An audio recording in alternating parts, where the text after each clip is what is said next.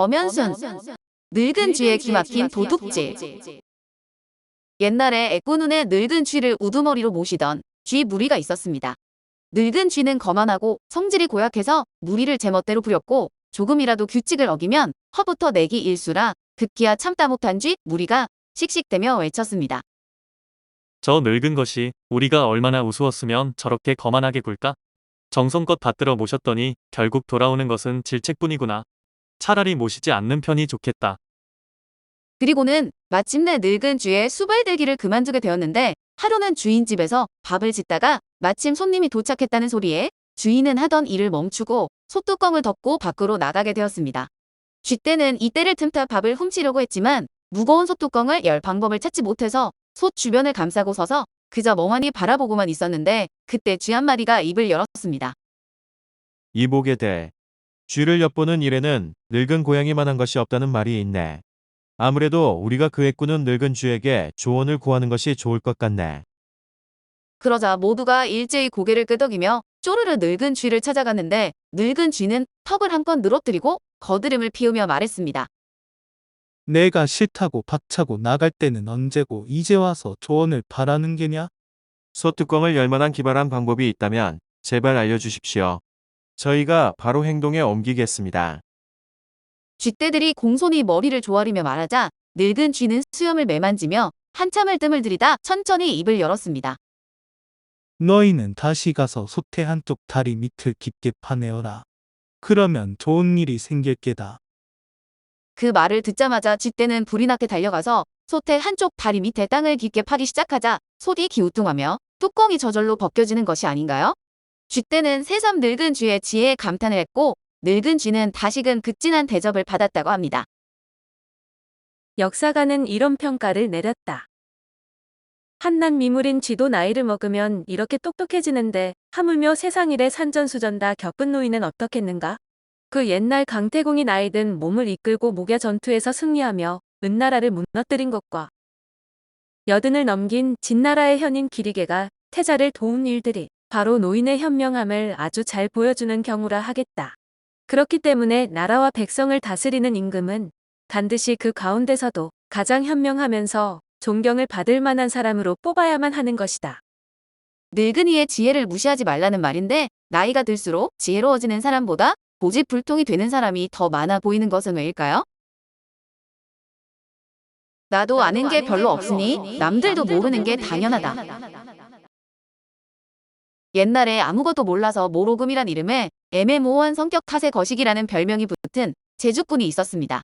그는 눈이 없어도 가는 시로라기까지 볼 수 있었고 귀가 없어도 개미가 싸우는 소리까지 들을 수 있었고 코가 막혀도 달고 매운 냄새를 기막히게 맡았고 벙어리지만 일단 말을 하면 그 소문이 천리를 날아갔습니다.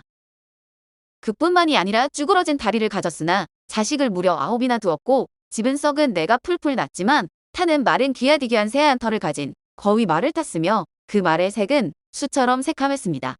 하루는 모로금이 걸치지 않은 옷을 입고 매지 않은 허리띠를 허리에 두르고 11월 37일에 산에 올라 자루도 없고 날도 없는 낫을 들고 풀을 베고 있었습니다. 따뜻한 볕이 내리쬐는 양지에는 눈이 9자나 쌓여 있었고 해가 닿지 않는 음침한 언덕배기에는 풀과 덩굴이 무성하게 자라나 있었습니다. 모로금이 풀을 베려고 낫을 휘두르자 다리가 쎄 딸린 뱀이 스르르 기어 나왔는데 머리와 허리와 꼬리가 없어 뚫어져라 보는데 갑자기 달려와서는 낫을 냉큼 물어버렸습니다. 낫은 순식간에 바가지처럼 부어올랐는데 모로금은 낫이 가여워서 집으로 가려고 무작정 달리기 시작했습니다. 그러다 상투를 들고 곱게 화장한 얼굴에다 검은 장삼을 입은 비구니를 만났는데 마치 흰 망아지가 문틈을 통과하듯 빠르게 발걸음을 재촉하고 있었습니다. 그는 비구니에게 낫을 고칠 방법을 묻자 그녀는 수염을 부드럽게 매만지며 입을 열었습니다. 별로 어렵지 않습니다. 우선 큰 길에서 땅에 닿지 않은 말의 발굽과 아궁이에서 불에 타지 않은 검댕과 변소에서 더럽지 않은 똥과 걸신 들인 교수건이 남긴 술과 식은 고기 한 점, 그리고 사내와 몸을 섞은 적이 없는 나이든 선배 기생의 털을 꼬아십시오. 그리고 책을 읽을 때 머리를 끄덕이지 않는 유생과 허리춤에서 이를 잡을 때 입을 해 벌리지 않는 늙은 중에게 그 5가지 재료들을 절구에 잘 찍게 하고 그 즙을 바른다면 즉시 효과를 볼 것입니다. 비구니에게 거듭 감사의 인사를 하고 내려오던 중에 길 왼쪽을 보니 종이를 바르지 않아 구멍이 숭숭 뚫린 대바구니 속에 술이 10여 마리나 가득 차 있는 것이 아닌가요? 모로금은 이게 웬 떡이냐 싶어 곧장 가운데가 크게 뚫려있는 등자에 술을 담아 연거푸 들이켜니 이내 술에 취해 몽롱해졌는데 그러다 감나무에 석류가 주렁주렁 달린 것이 눈에 띄었습니다. 모로금은 두 손으로 땅을 짚고 엎드리며 엉덩작을 쳐들고 있는 힘껏 방귀를 뀌니 석류가 우수수 떨어졌지만 안타깝게도 악취가 풍겨서 도저히 먹을 수가 없었습니다.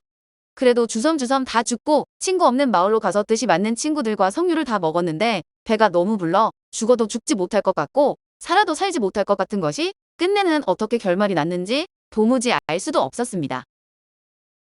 역사가는 이런 평가를 내렸다.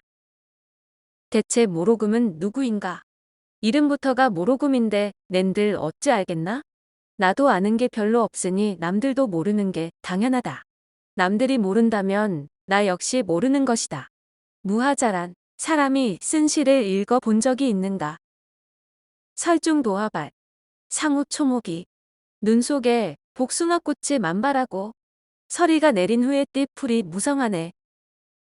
산상행주일 대고처첩이 산 위로 배가 다니니 곳곳에 흰 까마귀 나는구나. 이런 시를 지은 것을 보면 이 사람도 역시 모로금과 같은 부류가 확실하다.